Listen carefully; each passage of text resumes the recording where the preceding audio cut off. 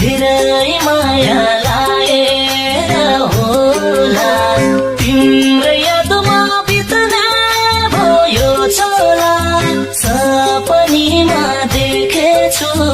अङ्गालोमा बेरिरहेको पल पल तिमीलाई सम्झिँदै